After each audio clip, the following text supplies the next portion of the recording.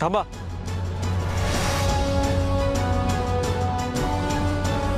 तुझा बाप गेला निघून तुला माझ्या गळ्यात टाकून. तू जन्माला तरी का आलास? मला तुझं तोंड बघायचं नाहीये, निघ इथून. तू मध्ये पडू नको. तुला जा बाहेर. हिनं आकाशला कुठंतरी दडून ठेवलंय आणि संशय येऊ नये म्हणून स्वतःच्या पोरीला पण लपवलं हिनं.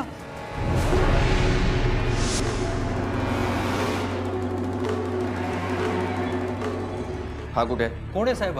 मी नाही ओळखत. तुझ्या प्रेयसीचा मुलगा. जयश्रीला मूल नाहीये साहेब. मी नो चाइल्ड असं म्हटलं होतं, कारण एक मूल आहे म्हटलं ना की स्त्रीकडे बघण्याचा दृष्टिकोनच बदलतो. स्वरूप पासूनही मी लपवलं नव्हतं.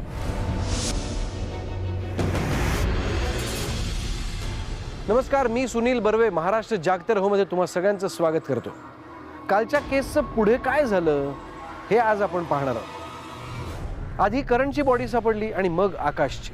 दोघांचाही खून एकाच पद्धतीने करण्यात आला. मोडस ऑपरेंडी सुद्धा सेम होती. आकाशची बॉडी सापडल्यानंतर पोलिसांचा तपास पॉज करावा तसा एका जागेवरच थांबला. पण त्यांना थांबून चालणार नव्हतं. पोलिसांवर राजकीय, सामाजिक तसंच मीडियाचा दबाव वाढत चालला होता. त्यांना त्यांचे विचार बाजूला सारून गुन्हेगारापर्यंत पोहोचायचं होतं.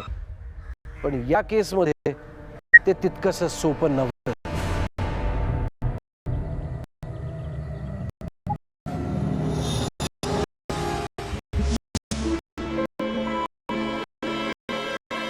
आकाश दोन पैकी एक मुलगा.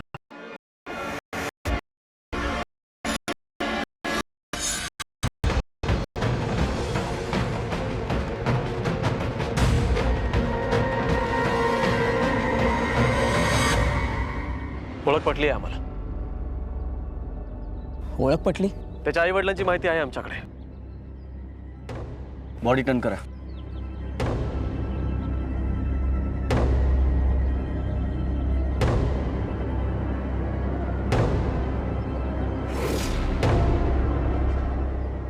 सेम. शिंदे, एक काम करा. करण आणि याची जखम पोस्टमॉर्टमच्या वेळी मॅच होतो का बघायला सांगा. सर, म्हणजे हे दोन्ही खून एकाच माणसाने केलेत तर? सांगता येत नाही. दोन्ही मुलं वेगवेगळ्या सामाजिक स्तरातली आहेत. याने याच्या सावत्र वडिलांविरुद्ध तक्रार केली होती. सर, दुसऱ्या बाईला खात्री होती की या करणमुळे तिची मुलगी बिघडते. तिची आणि या करणच्या आई वडिलांची भांडणं झाली होती. हे बघा, हा आकाश आणि वासंती तिचा हा मुलगा. मी कालच पोस्ट टाकले. आम्हाला माहीत असलेल्या गोष्टी सांगू नका सदाभाऊ. त्या मुलीला शोधायला या तुमच्या सोशल मीडियाचा काही उपयोग झाला तर करा. नवीन काही कळलं तर ते कळवा. नक्कीच साहेब, मी पुन्हा पोस्ट टाकतो. आपल्याला नक्कीच तिचा शोध लागेल. सर, सर इथे केसांमध्ये काहीतरी पिवळं आहे. फॉरेन्सिकला पाठवा ताबडतोब.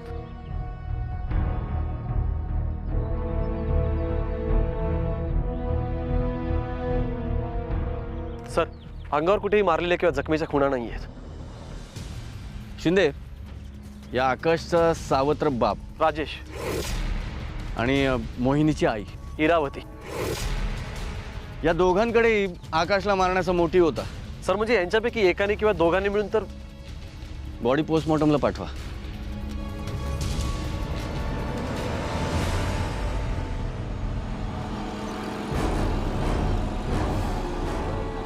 ये बघतो काय रे? त्या दिवशी तर तो नवीन पोर होती तुझ्या बरोबर, दिसत नाहीत ती. कुठं आहेत ती? ये भाड्या, नाक लय लांब व्हायला लागलंय का रे तुझा? कशाला नको त्या गावच्या चौकशा करतो? तुझ्या कामाची काव ठेव की देईन एकच खेचून.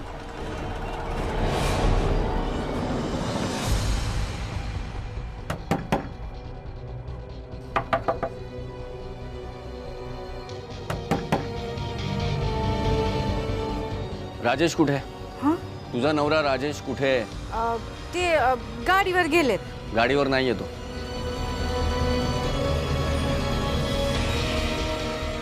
अहो, ते कामावर जातो सांगूनच घरातून बाहेर पडले. सर, आतमध्ये नाहीये. कुठे लपलाय तो? का तू कुठे लपवलंयस त्याला? अहो, म्या कशाला लपून ठेवते ना. मी खरंच सांगते, घरातून बाहेर पडताना कामावर जातो सांगूनच गेलेत. कुठेतरी भाड्यावर गेले असतील ते. सगळीकडे चौकशी करून झाली आहे आमची. तो 2 दिवसांपासून कामावर गेलेला नाहीये. कामावर कुठल्याही माणसांना भेटलेलं नाहीये. आता नीट आठवून सांगायचं, तुझा नवरा राजेश कुठे आहे? सर, इरावती घरात नाही आहे, तिच्या घराला टाळ आहे. मी आजूबाजूला चौकशी केली, त्यातल्या एकाने सांगितलं की ती बॅग घेऊन कालच घराबाहेर पडली. साहेब काय झालंय नक्की? मला नीट सांगता का? पोलीस स्टेशनला चला, कळेल सगळं. कसं सोडून गेलास मला? माझी आठवण नाही करा आली तुला आकाश. हे बघ, जरा शांत हो. कशी शांत हो साहेब? आईचा जीव नाही करायचा तुम्हाला. शेवटी मारलंच तिनं माझ्या पोराला. साहेब तुम्ही तिला धरा, चांगल्या जिंजा ओढून विचारा तिला माझ्या पोराला कशाला मारलं तिनं. कोणती? ती काय दशीन इरावती. इरावती एका मुलीची आई आहे. ती आकाशला का मारेल? अशी रडत बसलीस तर पोटाच्या जीवाला त्रास नाही का होणार? रडू नका तर काय करू ग? मला लय भीती वाटते यार. अगं कशाला घाबरतेस? तुझं पहिलं बाळणपण आहे वय? 2 बाळणपण झाली ना तुझी, अजून भीतीस वय? अगं पोर जन्माला घालायची भीती नाही ग वाटत, पर पोरगी जन्माला आली तर काय होईल याची भीती वाटते. मागच्या 2 खेपेला पोरीच झाल्या, पर दोघे बी नाही जगल्या.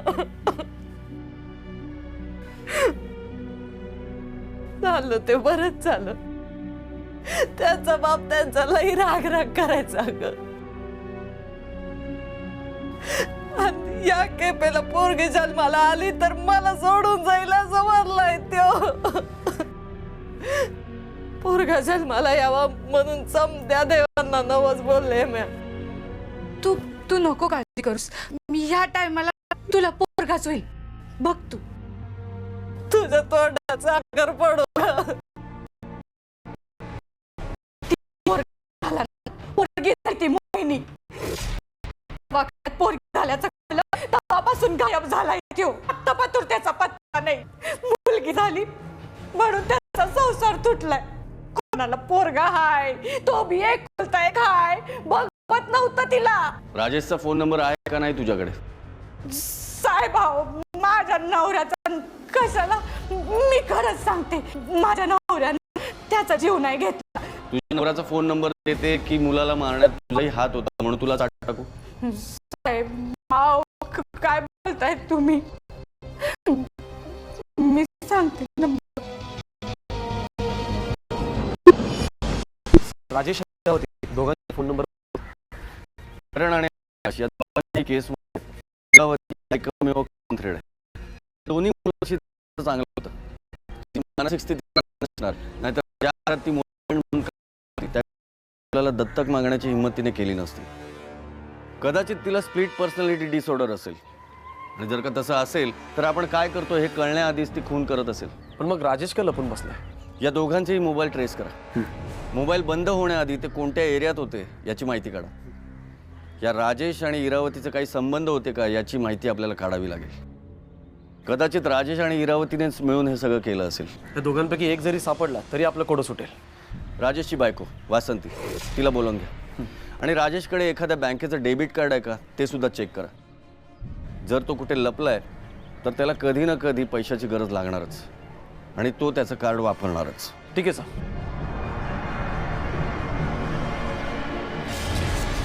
मला काही ठाव नाही साहेब. तुझा नवरा काय सगळे पैसे रोकड घ्यायचा का? साहेब मी खरं सांगते, माझ्या नवऱ्यानं नाही मारला आकाशला. त्याने जर मारलं नाही मग तू त्याची माहिती द्यायला इतकी घाबरतेस कशाला? हे बघ, राजेशने गुन्हा केला नसेल तर त्याला काही होणार नाही. कुठल्या बँकेत खाते त्याचं? ते आकाशचा पोस्टमॉर्टम रिपोर्ट आलाय. मृत्यू गळा चिरल्यामुळे. करण सारखंच. पोटात गुंगीचं औषध आहे. वेळ सर करण सारखीच, रात्री 9 ते 12च्या दरम्यान. दोघांना एकाच पद्धतीने मारण्यात आलंय. मॉलेस्ट? नाही सर, आकाशच्या बॉडीवर मॉलेस्ट केल्याच्या खुणा नाही आहेत. करणच्या बॉडीवर तशा काही खुणा नव्हत्या. कदाचित मुलांना विकणाऱ्या गँगला सापडले असतील. विकण्याच्या प्रोसेसमध्ये करण पळाला, धोका नको म्हणून त्याला मारलं. पण मग आकाशच्या खुनाची मोडेस ऑपरेंडी सेम कशी? एक काम करा शिंदे, दोन्ही खून झाले त्या शनिवारी रात्री 7 ते 12 या दरम्यान त्या एरियामध्ये कोणाकोणाचे मोबाईल ॲक्टिवेट होते हे चेक करा. ठीक आहे सर. आकाश आणि करण जिथे सापडले त्या एरियामध्ये आजूबाजूला सगळ्या लोकांना त्यांचे फोटो दाखवा, चौकशी करा. एखादी बॉडी आणून फेकणं इतकं सोपं नाही आहे. ही मुलं जिवंत असताना जर त्या एरियात असतील तर कोणीतरी कोणाबरोबर तरी त्यांना नक्कीच पाहिलं असेल. आसपासच्या बंगल्यात तर कोणी कांड करत नसेल ना. जर तसं असेल तर आपल्याला आणखी मुलं सापडण्याची शक्यता आहे. तेव्हा सर्च टीमला कान आणि डोळे नीट उघडे ठेवायला सांग. Okay sir. इरावतीच्या मोबाईलचं last location Miraj railway station होतं, तर राजेशचं सांगली फाटा. मोबाईल लोकेशनचा विचार करायचा झाला तर दोघंही विरुद्ध दिशेला होते. पण मग एकाच दिवशी एकाच वेळी या दोघांचेही मोबाईल्स स्विच ऑफ कसे झाले?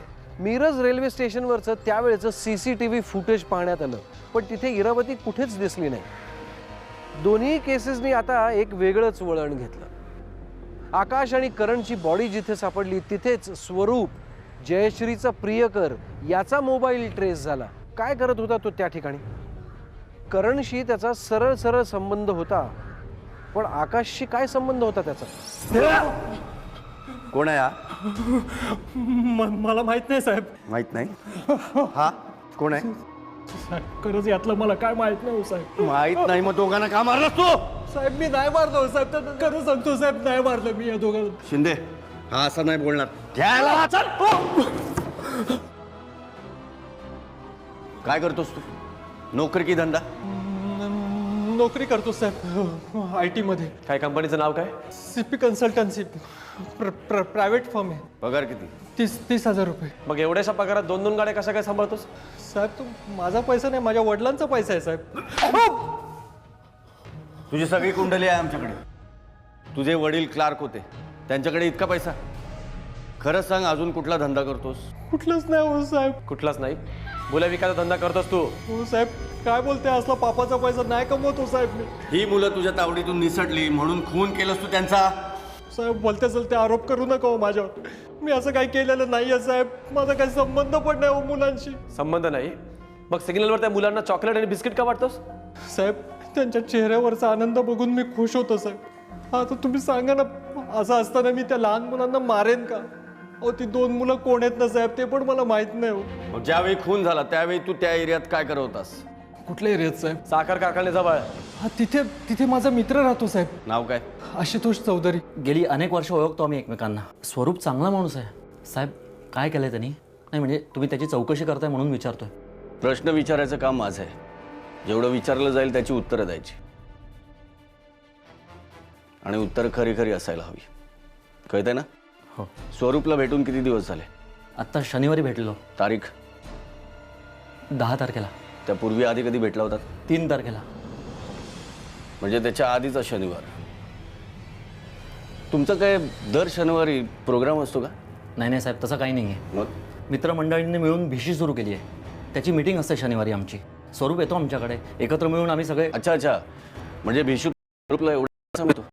म्हणजे स्वरूप महागड्या गाड्या उडवतो, गर्लफ्रेंडही असेलच त्याची. त्याचा पगार इतकाही नाही की हे सगळं त्याला परवडेल. अजून कुठले कुठले धंदे करतो तुझा मित्र? ॲक्च्युली साहेब त्याला क्रिकेटवर बेटिंग लावायची सवय आहे.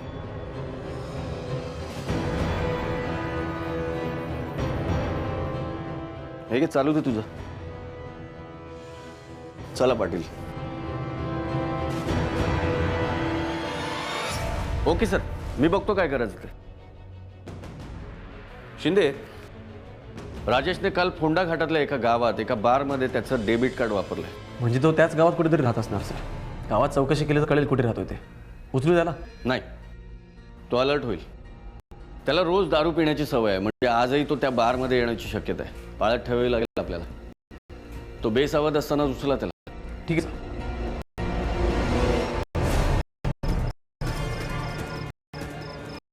अरे साहेब मी काय नाही केलं साहेब, मी काय नाही केलं साहेब. आकाशचा खून का केलास? आकाश मेला. मारलं? खून झाला त्याचा. बोल, का मारलंस आकाशला? आई शपथ साहेब, मी नाही खून केलं त्याचा. मी कशाला खून करू साहेब? कारण आकाश तुला घरात नको होता. मान्य आहे साहेब, मी रागराग करायचो त्याच्यावर. तो बी माझं ऐकायचं नाही म्हणून टाळकं फिरायचं. पण म्हणून मी आकाशचा खून नाही करणार साहेब. आणि मला माहिती पण नाही तो मेला. इरावती कुठे? मला नाही माहित साहेब, माझा तिचा काय संबंध? तेच शोधायचं. तुझा आणि इरावतीचा काय संबंध होता? साहेब माझा तिचा काय बी संबंध नाही साहेब. मग तू आणि ती एकाच दिवशी गायब कसे झालात? ती बी गायब झाली. कुठे गेली साहेब? आणि तिची ती लेक? तिला कुठे लपवलंस? कुठे विकणार आहेस तिला? साहेब असली मी नाही करत साहेब. बायकोला मारण्याचं काम करतोस तू? साहेब किती झालं तरी ती माझी बायको आहे, आमचा हक्क आहे एकमेकावर. पण आई शपथ साहेब, मी परक्या बाईकडे कधी वाकड्या नजरेने बघितलं नाही आणि कधी हात बी लावला नाही साहेब. तरीच एक मूल पत्रात असलेल्या बाईशी लग्न केलंस तू ना? वासंती कशी भेटली तुला? सांगतो साहेब, एका बंगल्यावर मी मजुरीच्या कामाला जात होतो. तिथे हिच्या पदरात एक मूल होतं. आणि साहेब तुम्हाला तर माहिती आहे, कुकवाचा आधार नसलेल्या बाईवर कसे लांडग्यासारखे हात घालायला बघतात. मला ती आवडली आणि असं बी मला पोर नव्हतं. म्हटलं हेच पोर आपलं होईल. म्हणजे तुझं आधी लग्न झालं होतं तर? हो साहेब, दुसऱ्याचा हात धरून पळून गेली साहेब ती. मी एकटाच राहिलो होतो म्हणून आम्ही एकमेकाला आधार म्हणून लग्न केलं साहेब. गाडीवर काम करून तुला किती पैसे मिळतात? साहेब जास्ती मिळत नाहीत, धंदा जरा मंदा आहे. पैसे मिळवायला दुसरा धंदा करावा लागत असेल ना तुला? 3-3 माणसं पोसायची, दारूत पैसे उडवायचे. साहेब जातो कधी कधी मजुरीला पण. हिरावती कुठे लपली आहे? मला नाही माहिती साहेब. वहिनीला कुठे लपवलंस? मला माहित नाही साहेब, मी कुठं पळालो नव्हतो साहेब. नाही साहेब, मी पळालो नव्हतो कुठं. नाही पळाला होतास? मग मुलगा हरवलेला असताना फोंडा घाटातल्या गावात काय करत होतास? सांगतो साहेब. साहेब दारू पिण्यासाठी मी भरपूर पैसे घेतले होते एका पठाणाकडनं व्याजावर. तो मला सारखा त्रास देत होता म्हणून मी माझ्या मावशीकडे जाऊन राहिलो होतो साहेब. पठाणाचा नंबर दे. देतो. 71 90.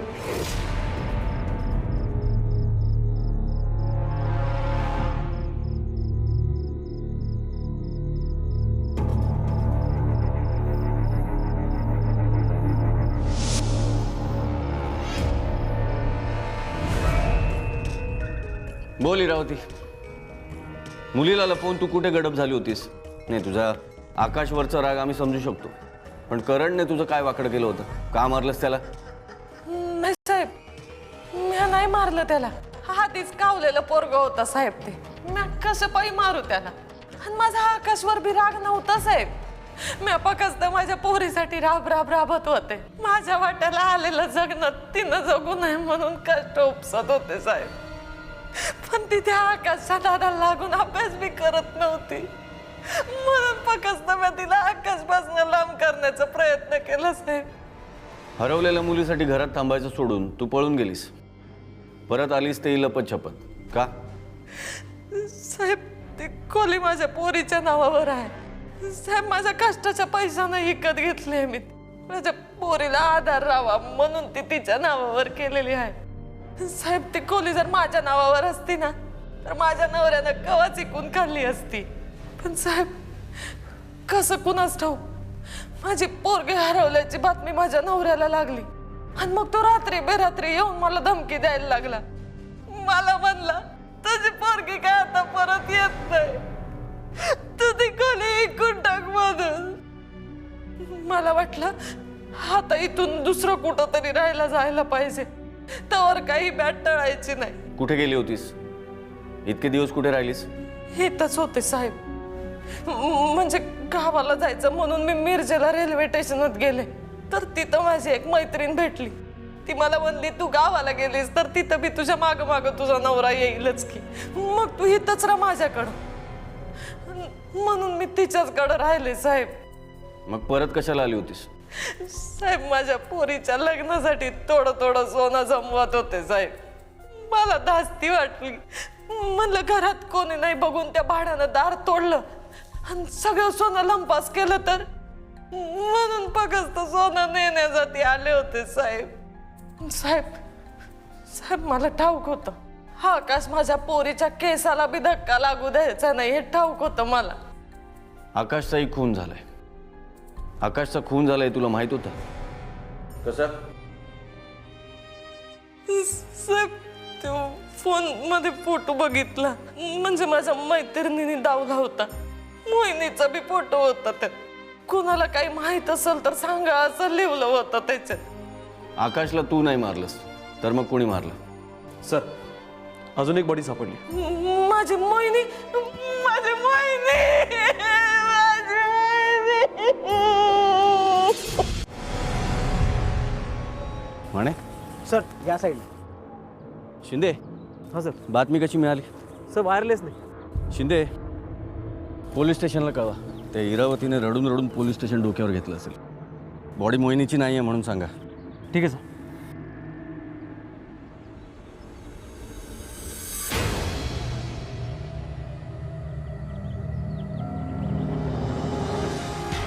शिंदे, बॉडी टर्न कर.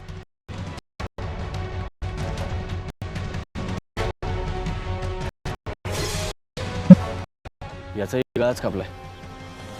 शिंदे, बॉडी चेक करा. म्हणे सर. त्या झाडीमध्ये इथे आजूबाजूला सगळं चेक करा का सापडते का. सर. बॉडी पोस्टमॉर्टमला पाठवा. याचा रिपोर्ट तातडीने मिळायला हवा. सर मला वाटतं ही केस. सर आयडी कार्ड आहे. नाव काय? संग्राम चौधरी. संग्राम चौधरी. संग्राम पाहिजे मला, मला माझा संग्राम पाहिजे. तो गेला आपल्याला सोडून. तुमचा मुलगा शरीरापासून नाही, टेलिफोन नाही केला, पण आई म्हणून त्याची तुम्ही केली.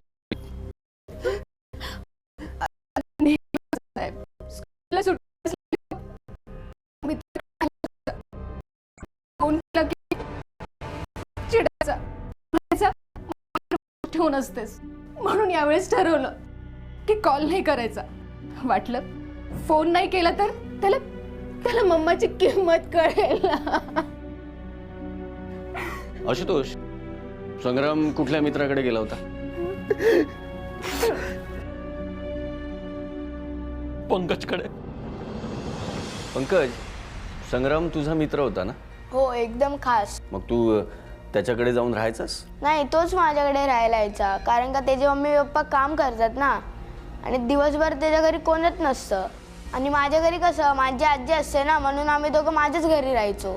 असं किती दिवस राहायचा तुझ्याकडे तो? किती पण, गेल्या सुट्टीत तर माझ्याकडे 15 दिवस राहिला होता. बरं मला सांग, शनिवारी तो तुझ्याकडे किती वाजता आला होता? शनिवारी तो आलाच नाही. मला येणार बोललेला, पण तो आला नाही. संग्राम पंकजच्याच घरी गेला होता. पण पंकजच्या म्हणण्यानुसार तो त्याच्या घरी नव्हता गेला. तो खोटं बोलतोय. आशुतोषने स्वतः त्याला घरी सोडलं होतं. कुठे सोडलं?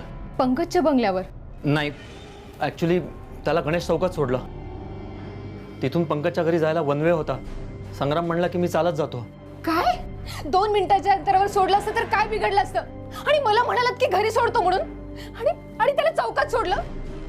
तुमच्या हलगर्जी पुण्यामुळे मला माझा संग्राम गमवावा लागला. चला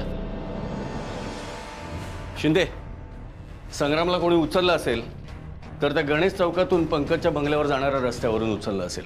एक काम करा, त्या एरियात CCTV आहे का चेक करा. असेल तर फुटेज मागवून द्या. ठीक आहे सर.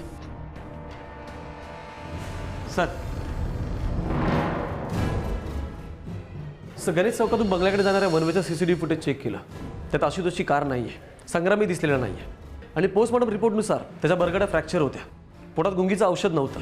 गळा चिरला तेव्हा तो जिवंत नव्हताच. याचा अर्थ आकाश आणि करणच्या केसपेक्षा संग्रामची केस वेगळी आहे. सर संग्राम तर आधीच मेला होता, मग त्याचा गळा का चिरण्यात आला? संग्राम सहज कोणाशी भांडणारा मुलगा नव्हता साहेब. कोणाशी मारामारी? अजिबात नाही. मारामारीपर्यंत प्रकरण गेलं असतं त्यांनी घरी सांगितलं असतं ना साहेब. खरं तर त्या दिवशी आशुतोष एकटेच निघाले होते, पण अरे चल या साईडला. अरे चल, मस्त तो मारेल तुला. अरे संग्राम, बंद कर तो मोबाईल. किती खेळशील रे? पॉप्स कुठे? मॉलला पार्टीच्या खरेदी करता. प्रियंका, आले अजून काही आणायचं का? लिस्ट दिली आहे ना, तेवढंच आणायचंय. काही आठवलं तर मेसेज करा. तुम्ही घेतलंय ना सगळं काही? हो. पाकिट, रुमाल, चष्मा, सामानाची लिस्ट, पिशव्या आणि कारकी. हो, पिशवी, पाकिट, रुमाल, चष्मा आणि कारकी. घेतलंय सगळं. आता संग्राम, म्हणजे पॉप्स, मला विसरलात तुम्ही? 1 मिनिट, तुला नेण्याचं कधी ठरलं रे? आत्ताच. अरे नको बाबा, त्या मॉल मध्ये तुला सांभाळू का पिशव्या सांभाळू मी? तुम्ही पिशव्या सांभाळा, मी तुम्हाला सांभाळतो. ए नको प्लीज. मम्मा, अहो ऐका ना, घेऊन जा ना त्याला. नाहीतरी घरात बसून नुसता गेम खेळत बसेल. घेऊन जा त्याला. ओके, अजून काही सामान आणायचं आहे? नाही नाही, काहीच नाही. ओके. अरे ए थांब, चल येतो प्रियंका, बाय. अरे हळू. घरून निघून तुम्ही मॉलमध्ये गेलात? नाही साहेब, खरं तर संग्रामला मॉलमध्ये यायचंच नव्हतं, पण हिला डायरेक्ट विचारलं असतं तर ती नाहीच म्हणाली असती, म्हणून तो माझ्यासोबत आला. पण कारमध्ये बसताना त्यांनी मला सांगितलं की मला पंकजकडे जायचं आहे म्हणून. आता सुट्टी असल्यामुळे मी पण म्हणालो ठीक आहे, काही हरकत नाही. तुमच्या कारचं पार्किंग लॉट कुठे? सर. येस सर, आशुतोषच्या पार्किंग लॉटचं CCTV फुटेज. पार्किंग लॉट एका कोपऱ्यात आहे, पण सर एका कॅमेऱ्यामध्ये या पार्किंग लॉटचा काही भाग येऊ शकतो. चेक करूया.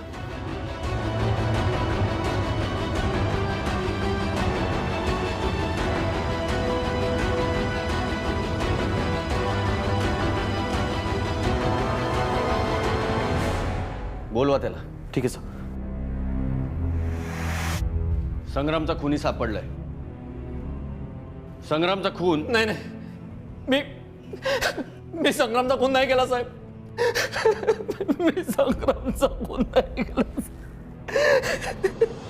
Good morning sir. नाही सर, घरची कामं. हो मी ठीक आहे सर. नाही शुक्रवारी क्लोज केलेली सर. हां सर, तिवारींची बोलायला लागेल सर. नाही तुम्ही कशाला काळजी करताय सर. हो नाही सर, देशमुख मॅडमशी बोलायला लागेल सर. मी बोललेलो, तुम्हाला सांगितलं ना सर मी. बरं सर, मला माझ्या प्रमोशनची काळजी आहे सर. तुम्ही हो सर, ठेवतो मी. संग्राम संग्राम संग्राम संग्राम संग्राम संग्राम संग्राम संग्राम संग्राम माझ्याच कारच्या खाली आला होता. फोनवर बोलण्याच्या नादात तो ओरडला असला तरी माझं लक्ष गेलं नाही. माझ्या संग्रामला मीच मारलं साहेब. मला काही सुचलं नाही. अटक होईल, प्रियंका मला दोषी ठरवेल याची भीती होती. मग स्वरूपने सांगितलेल्या त्या 2 मुलांची केस मला आठवली. संग्राम सुद्धा त्या मुलांपैकी एक बळी वाटावा.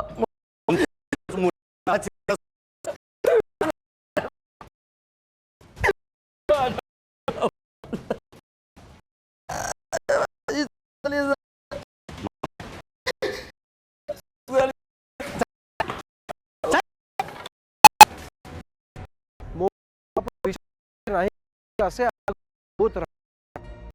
आधीच्या घटनांपासून पण काही कार बाईक आले त्याची प्रचंड घाई असते. गुन्हे असे गुन्हे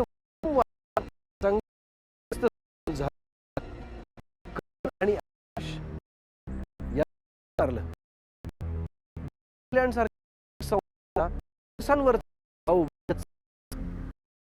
जिल्ह्यात मुलांवर केसेस सुरू झाली. पोलिस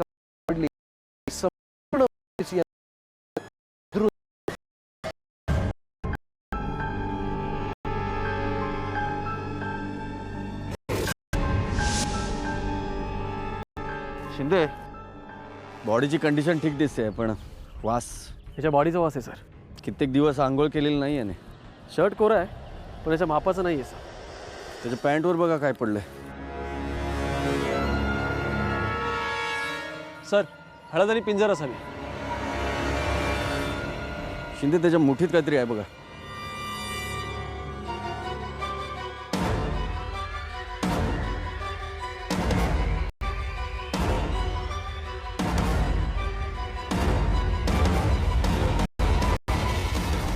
शिंदे, त्याच्या नखामध्ये काहीतरी अडकलंय बघा. काळजीपूर्वक काढा ते आणि फॉरेन्सिकला पाठवून द्या. हो सर. शिंदे, पोस्टमॉर्टम रिपोर्ट आणि फॉरेन्सिकचा रिपोर्ट तातडीने हवा आहे मला. सर, स्किनच DNA रिपोर्ट काढायला सांगा त्याचा. याचा शोध जास्त कठीण आहे. माने सर, एक काम करा, याचा फोटो सगळ्या भिकाऱ्यांना दाखवा. सर.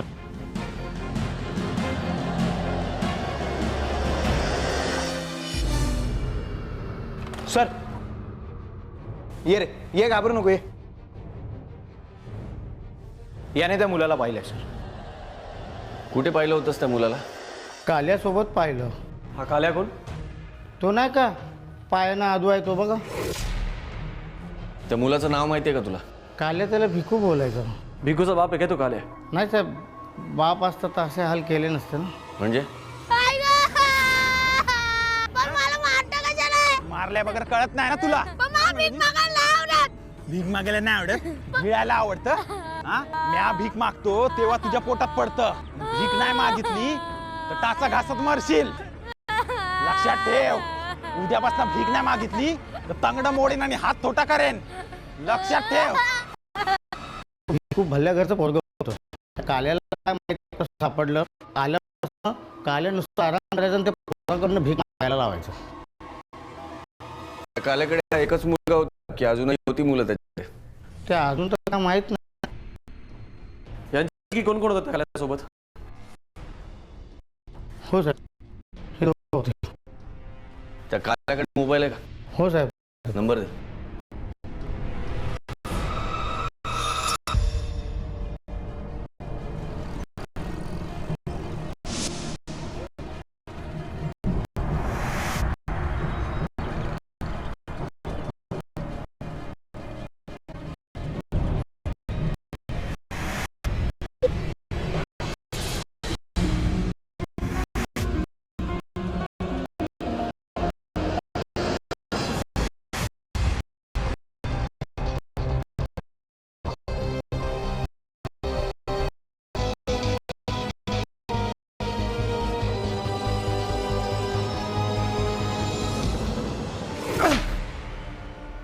बोल. साहेब, म्या भिकूला नाही मारलं. तो माझा पोर होता. 2 वर्षाचा होता तेव्हापासून सांभाळलाय त्याला. माझा लय जीव होता साहेब त्याच्यावरती. मग त्याला भीक मागायला का लावायचास? साहेब ते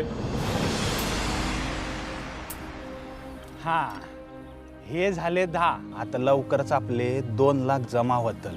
आणि एकदा का ते 2 लाख जमा झाले ना की आपण एक झोपडं घेऊ आणि एक वडापावची गाडी पण टाकू. मला माहिती आहे रे, तुला भीक मागायला नाही आवडत. एकदा का आपली वडापावची गाडी झाली ना की आपण भीक नाही मागायची. आपण एकदम शानची जिंदगी जगायची. त्या वडापावच्या गाडीचं तू खूप मोठं हॉटेल कर. साहेब, म्या माझ्या पोराला का मारल? ठीक आहे, भिकूला तू नाही मारलंस, मग काय त्या पोरानं मारण्यासाठी विकत होतास? नाही साहेब, नाही. म्या असं कशाला करल साहेब? 2 लाख गोळा करण्यासाठी? नाही साहेब. तू पळालेल्या हरवलेल्या मुलांना गोड बोलून आपलंसं करायचंस, मग पैशासाठी त्यांना विकायचंस. आता बोल, किती दिवसापासून हा धंदा करतोयस? देवाच्या साहेब, असं म्या असं काय बी नाही केलं साहेब. करण आणि आकाशचा सौदा तू कुठल्या माणसांबरोबर केला होतास? नाही साहेब, असं काय बी नाही.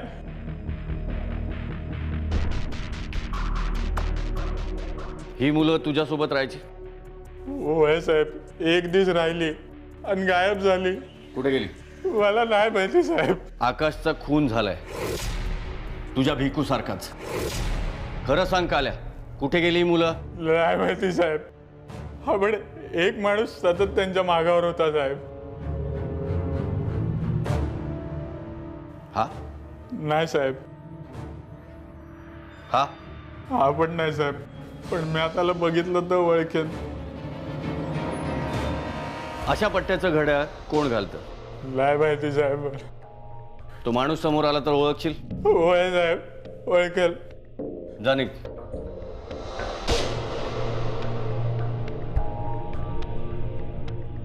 शिंदे, नजर ठेवा याच्यावर. हा नक्कीच कोणाला तरी भेटणार. ठीक आहे सर.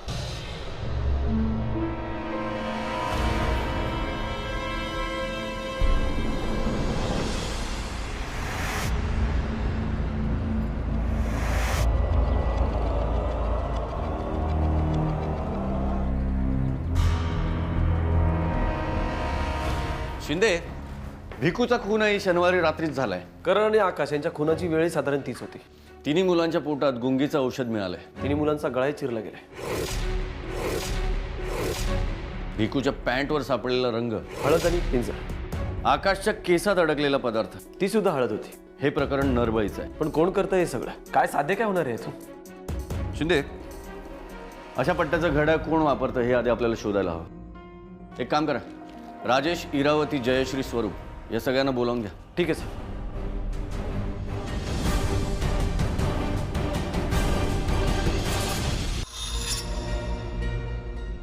याचं घड्याळ कुठे आहे? साहेब हे एकच घड्याळ आहे माझ्याकडं. खाली बस. बस खाली.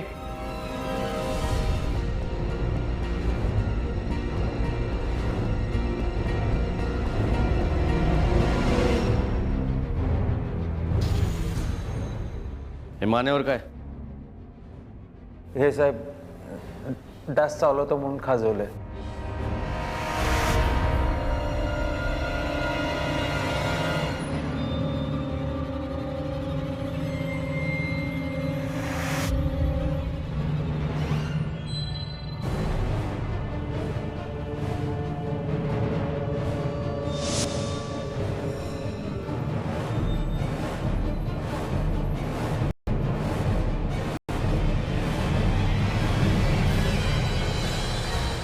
सर या. सर, राजेश, इरावती, स्वरूप आणि जयश्री यांच्यापैकी कोणाचे DNA भिकूच्या नखात सापडलेल्या सॅम्पलशी मॅच होत नाहीयेत. शिंदे, प्रत्येक खून हा शनिवारी रात्रीच झालेला आहे. मुलं साधारण 10 वर्षाच्या आसपास. गळा एकाच पद्धतीने चिरण्यात आलाय. ही मुलं अंधश्रद्धेला बळी गेलेत. या अंधश्रद्धा आपल्या समाजाला लागलेली कीड आहे. लोक कधी या प्रथेतून बाहेर पडणार आहेत कोण जाणे. एक काम करा शिंदे, आपल्या हिस्ट्री शीटर्समधून कोणी भोंदू बाबा आहे का ते बघा. हा सगळा प्रकार काय आहे हे त्याला नक्कीच माहीत असेल. ठीक आहे सर.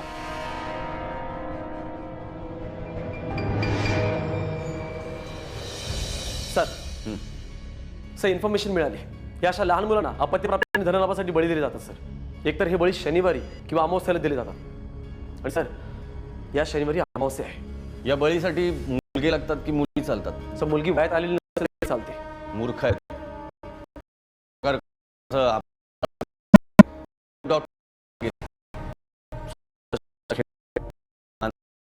आम्ही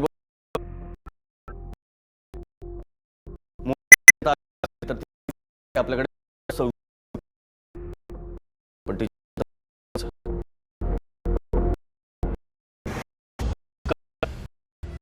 घरून होता काय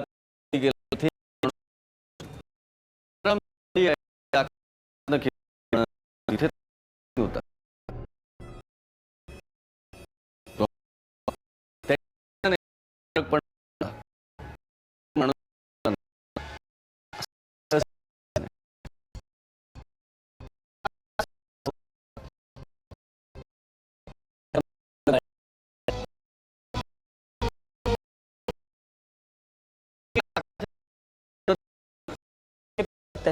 पडावं ना म्हणून. बरं, मग ते घड्याळ कुठे आहे जे पोलीस स्टेशनला येताना तुमच्या हातात होतं? ते पडलं साहेब. त्याचा पट्टा हा तर नाही? नाही साहेब, तुमचा काहीतरी गैरसमज होतोय. असेल असेल. हात टेबलवर ठेवा. हां, टेबलवर हात ठेवा. म्हणे हे बघा, हे असे हात घ्यायचे.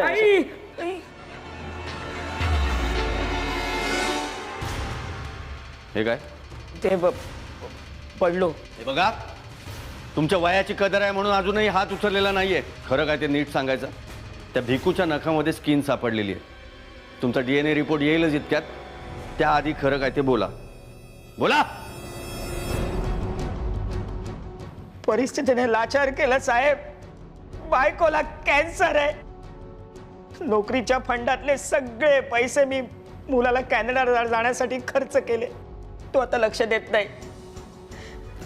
एकही पैसा पाठवत नाही साहेब.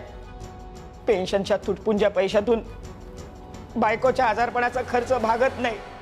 मी हरवलेल्या मुलांसाठी काम करतो हे त्यांना कळलं आणि ते कोण? मूल नसलेलं एक जोडपं आहे. बायकोच्या आजारपणाचा सगळा खर्च ते करणार असं त्यांनी सांगितलं. मला तिच्या वेदना बघवत नाहीत साहेब, म्हणून मला मोह झाला. पुढचा बळी कोणाचा? मोहिनी. कुठे? ते ठाऊक नाही साहेब. तुमचा माझ्यावर संशय आहे त्यांना कळलं. आणि त्यांनी जागाच बदलली. त्या जोडप्याचा नंबर द्या. होय सर, लोकेशन ट्रेस झालंय. कुठे? कुरुंदवाडीच्या जंगलात. चला. माने माने गाडी काढा.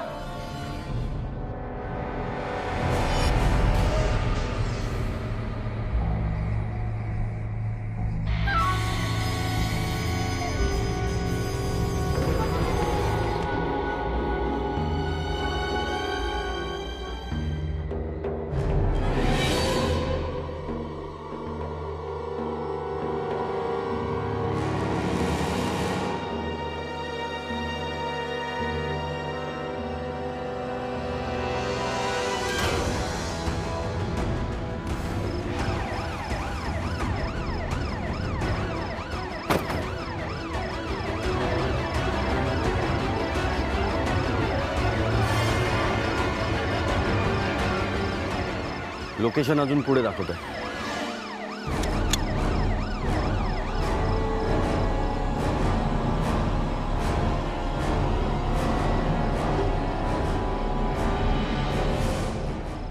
थांबा,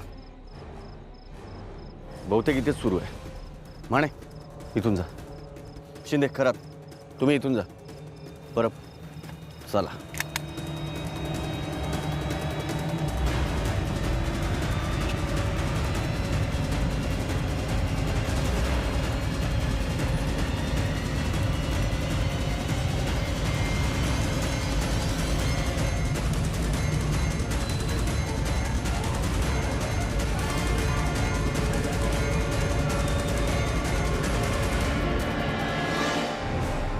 थांबवा हे सगळं. उभं राहा. अरे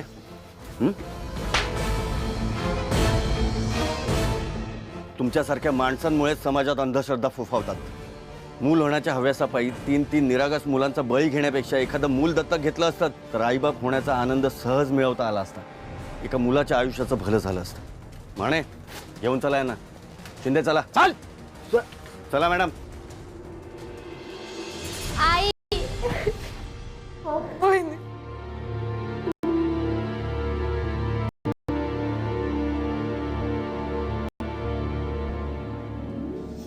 साहेब, तुमच्यामुळे माझी पोरगी वाचली साहेब. आम्ही आमचं कर्तव्य केलं. त्या आकाश आणि भिकूलाही वाचू शकलो असतो तर बरं झालं असतं.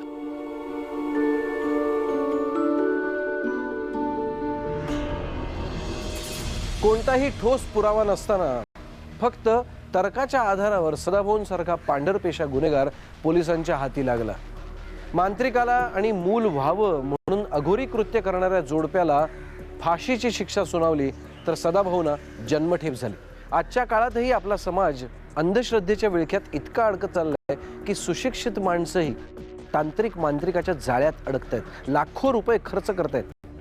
आपल्याला मूल होत नाही म्हणून कोणाच्या तरी मुलाचा बळी देणं ही कसली आली मानसिकता? आणि त्यात त्या लहानग्यांचा काय दोष?